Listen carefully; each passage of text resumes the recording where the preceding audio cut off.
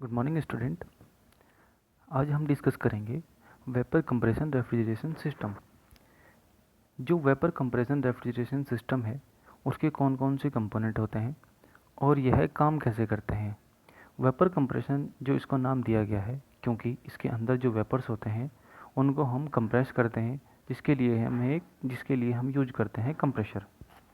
इसके थ्रू हम कूलिंग करते हैं, इसलिए इसको नाम दिया गया है रेफ्रिजरेशन सिस्टम। तो वेपर कंप्रेशन रेफ्रिजरेशन सिस्टम क्या है कि वेपर को कंप्रेस करता है, कंप्रेस करके कूलिंग जनरेट करता है, इसलिए हम इसको बोलते हैं वेपर कंप्रेशन रेफ्रिजरेशन सिस्टम।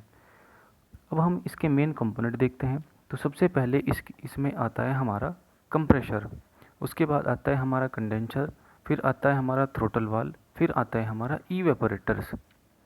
तो ये काम कैसे करते हैं, जो कि कूलिंग जनरेट करते हैं।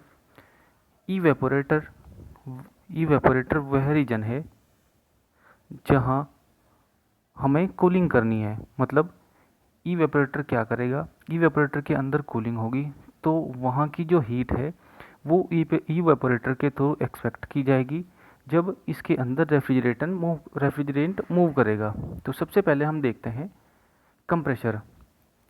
यह क्या करेगा, जो रेफ्रिजरेंट के वेपर हैं इनको वो कंप्रेस करेगा। तो यहाँ कंप्रेस करेगा, यहाँ कंप्रेशन होगा।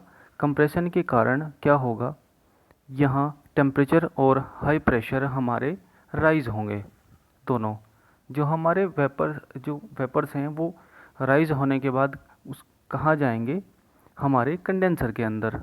कंडेंसर के अंदर क्या होगा, जो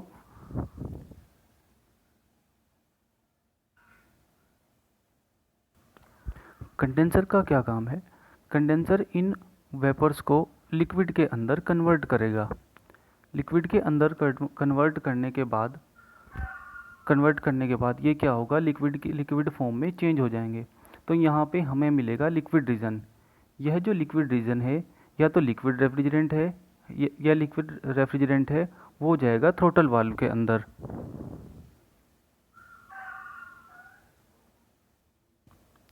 ये वाल्व हमारा क्या काम करेगा, जो ये हाई प्रेशर और हाई टेम्परेचर के वेपर्स लिक्विड था जो यहाँ ये बना था, तो ये यहाँ पे क्या होगा, यहाँ पे उसका टेम्परेचर और उसका प्रेशर दोनों ही डाउन हो जाएंगे। क्यों होते हैं डाउन ये, क्योंकि यहाँ यह लिक्विड था ये एकदम से एक्सपेंड होगा, जिससे उसका टेम्परेचर और प्रेशर दोनों ही लो हो जाएंगे। जैसे ही यह इस वॉल से गुजरेगा तो यह लो प्रेशर प्लस जो हमारा लो टेम्परेचर था ये दोनों के दोनों डाउन हो जाते हैं। तो यह जो चिल्ड लिक्विड है हमारे पास इवेपोरेटर के अंदर जाता है। यहाँ से हम कह सकते हैं कि ये तो ना तो हमारे पास प्योरली लिक्विड होगा और ना ही हमारे पास प्योर वेपर होगा। फिर उसके बाद ये दोनों के दोनों जाते हैं हमारे इवेपोरेटर के अंदर। इवेपोरेटर के अंदर क्या होगा, जैसे ही यह ठंडा लिक्विड बहुत ही लो टेम्परेचर में था, यहाँ से हीट को एक्सपेक्ट करता है, यह वेपर में कन्वर्ट होना स्टार्ट हो जाता है। यह वेपर कब बनते हैं, जब यह इसकी हीट को एक्सपेक्ट करता है और वो रीजन कूल होना स्टार्ट हो जाता है जहाँ ये हमारा इवेपोरेटर कनेक्ट होता है। यहाँ के जो वेपर्स है वो हीट लेने के बाद दोबारा कंप्रेशर के पास लो प्रेशर वेपर आए, फिर ये दोबारा से कंप्रेस करता है और फिर उसके जो टेम्परेचर प्लस प्रेशर होता है उन दोनों को हाई करता है। यह साइकिल इसी तरह से रिपीट होती रहती है और हमें कूलिंग मिलती रहती है।